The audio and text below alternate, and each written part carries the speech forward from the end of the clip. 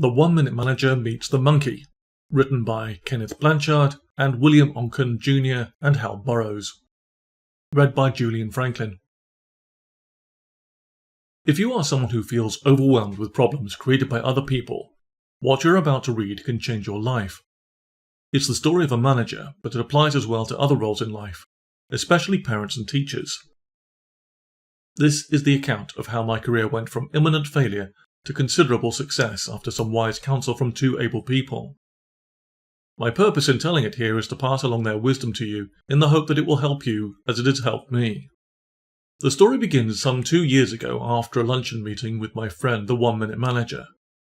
I returned to my office, sat down at my desk, shook my head in amazement and thought about what had just happened.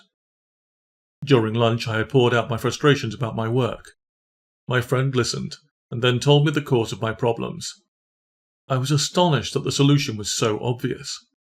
What surprised me most was that the problem was self-inflicted. I guess that's why I couldn't see it without some help. But when my eyes were opened, I realized that I was not alone. I knew other managers with the same problem. As I sat there alone in my office, I laughed out loud. Monkeys! I said it to no one in particular. I never would have suspected my problem is monkeys. For the first time in a long time I remember smiling as I glanced at the picture on my desk of my wife and children. I began to look forward to enjoying more time with them. About a year before, the monkey revelation, I had been appointed to my first management position. Things had started off well. I was initially very enthusiastic about my new work, and my attitude seemed to rub off on the people who reported to me.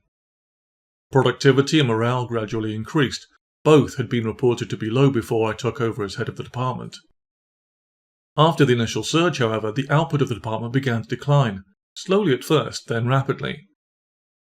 The drop in performance was followed by a similar slide in morale. Despite long hours and hard work, I was unable to arrest the decline in my department. I was puzzled and very frustrated.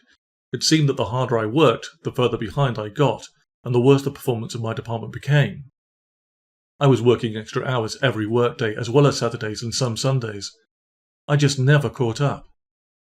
There was pressure every minute, and it was extremely frustrating. I feared I was developing an ulcer and a nervous twitch. I realized that all this was starting to wear a little thin with my family too.